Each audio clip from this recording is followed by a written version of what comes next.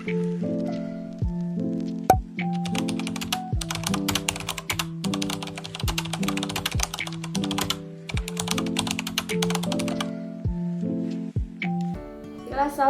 warahmatullahi wabarakatuh. Sebelumnya perkenalkan, saya Rizky Putri dari Prodi PGSD dengan NPM 204220266. Saya di sini ingin memenuhi tugas mata kuliah pembelajaran kelas rangkap yang diampuh oleh Bapak Tio Gusti Satria, Magister Pendidikan. Nah, saya di sini akan menjelaskan materi pembelajaran yang berjudul lingkungan sebagai sumber belajar. Yang pertama ada sekolah sebagai sumber belajar. Sekolah sebagai sumber belajar, sekolah berfungsi sumber belajar yang fundamental dalam pendidikan formal, menyediakan struktur dan lingkungan proses pembelajaran. Sebagai lembaga pendidikan, sekolah tidak hanya bertugas menyampaikan pengetahuan, tetapi juga berperan dalam pengembangan karakter, keterampilan sosial, dan kemampuan berpikir kritis siswa. Sekolah sebagai sumber belajar menurut para ahli, yang pertama ada Fulan dan Kuling 2016.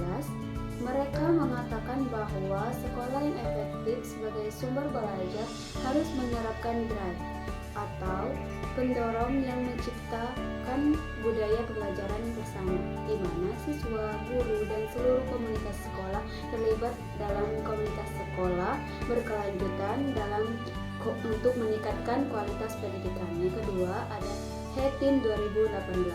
John Hattin menegaskan bahwa sekolah menjadi sumber belajar yang efektif ketika pembelajaran terlihat jelas bagi siswa dan guru.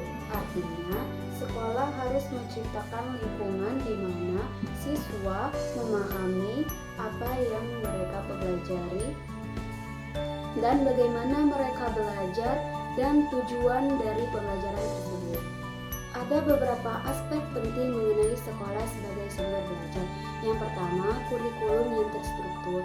Sekolah menyediakan kurikulum yang terorganisir yang mencakup berbagai ilmu untuk mengembangkan pemahaman siswa yang mendalam tentang konsep-konsep penting.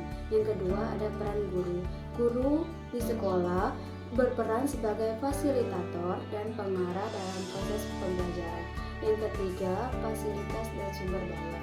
Sekolah dilengkapi dengan berbagai fasilitas seperti perpustakaan, laboratorium, dan ruang kelas yang mendukung pembelajaran.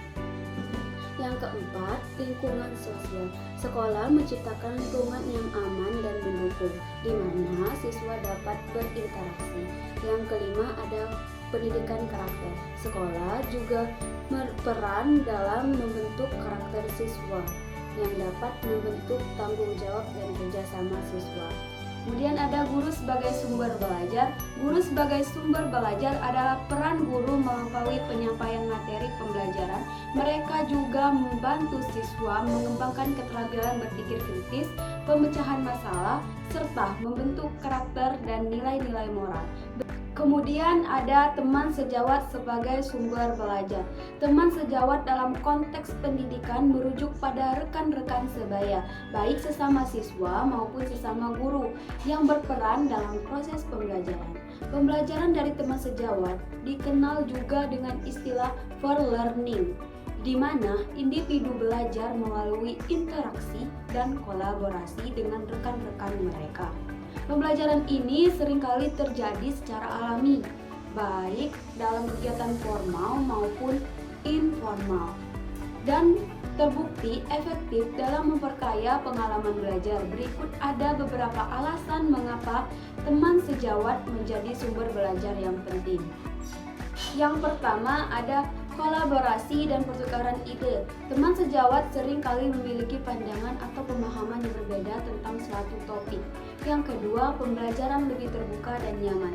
Siswa dan guru sering merasa lebih nyaman bertanya dan berdiskusi dengan teman sejawat dibandingkan dengan figur otoritas seperti guru dan supervisor. Yang ketiga, pemecahan masalah serta kolektif. Dalam kelompok teman sejawat, individu dapat saling membantu memecahkan masalah. Yang keempat, motivasi dan dukungan sosial. Teman sejawat dapat berfungsi sebagai sumber motivasi. Yang kelima, peningkatan keterampilan interpersonal dengan interaksi dan belajar bersama teman sejawat, individu mengembangkan keterampilan. Kemudian yang terakhir ada lingkungan sebagai sumber belajar. Lingkungan sebagai sumber belajar merujuk pada segala hal di sekitar individu yang dapat memfasilitasi proses pembelajaran.